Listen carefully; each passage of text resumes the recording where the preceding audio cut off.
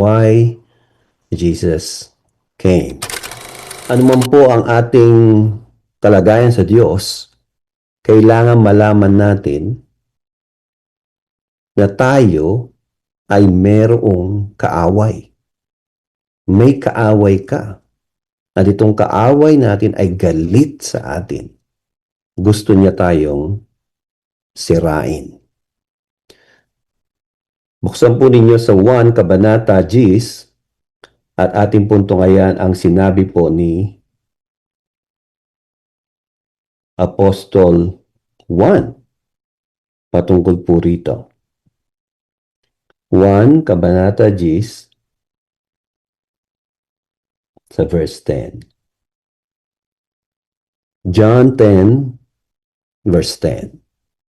Ang magnanakaw, ito rin po ang tumutukoy kay Satanas at ang Diablo. Tingnan po ninyo ang ginamit na salita o noun sa kanya, magnanakaw. Okay? Do not be deceived, mga kapatid. Anumang ganda na sa tingin po natin ang alok ng kaaway, ang balak po niya o ang katahuan niya ay magnanakaw. Okay? Sabi niya, ang magnanakaw ay dumarating lamang upang magnakaw, pumatay, at sumira. Yan po ang ginawa ng Diablo sa ating mga buhay. Dumating siya upang magnakaw, pumatay, at sumira. At marami po mga buhay ng tao ang nasira. Maraming mga tao ang nanakawan. Maraming mga tao ang pinatay. Pero ito po ang sinabi ng Panginoong Hesus. Sabi niya, yan ang layunin ng kaaway sa buhay mo. And you should always, mga kapatid, put that in your mind. Right? That is always the goal of the enemy. To kill, to steal, and destroy.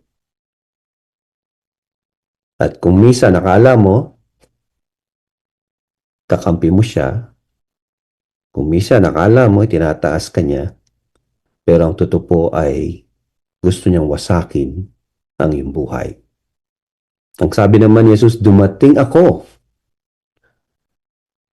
Ito ang dahilan ng Pasko, right? Sabi niya, dumating ako upang sila ay magkaroon ng buhay at magkaroon nito ng sagana. Complete opposite, mga kapatid. The devil wants to kill, to destroy, and to steal. It's all about distraction. Pero ang Panginoong Hesus, everything about Him, even though, mga kapatid, sometimes we feel na parang napakahirap, masikip ang daan, right? Pero ang lagi niyang alok sa atin ay buhay. At buhay na masagana.